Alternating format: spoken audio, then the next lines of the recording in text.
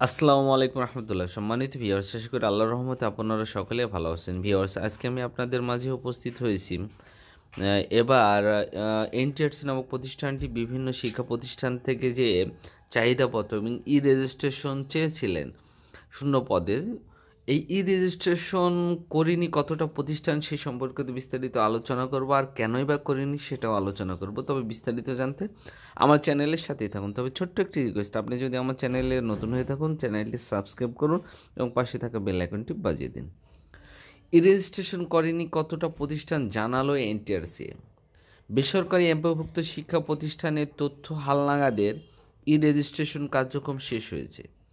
28,000-এরও বেশি school, college, মাদ্রাসা ও কারিগরি প্রতিষ্ঠান রেজিস্ট্রেশন করলেও প্রায় 3,000 শিক্ষা প্রতিষ্ঠান তথ্য হালনাগাদ করেনি। এই প্রতিষ্ঠানগুলো শিক্ষক নিয়োগের চাহিদাও দিতে পারবেন না।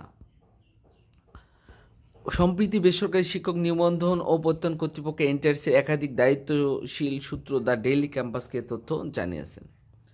বাংলাদেশের শিক্ষা তথ্য পরিসংখ্যান ব্যুরো ব্যান্ড বাইজ সর্বশেষ তথ্য অনুযায়ী দেশে বেসরকারি এমপিওভুক্ত শিক্ষা প্রতিষ্ঠান রয়েছে 31,826টি।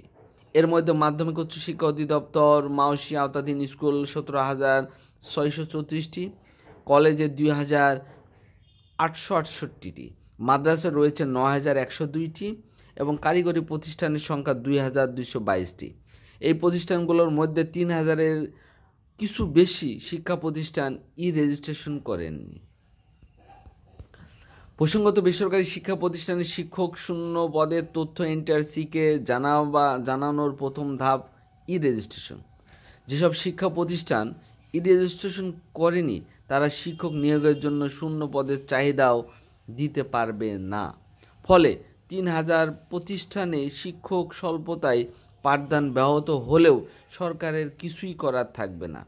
এসব প্রতিষ্ঠান কেন রেজিস্ট্রেশন করিনি সেটি জানানো সম্ভব এখনও হয় নাই।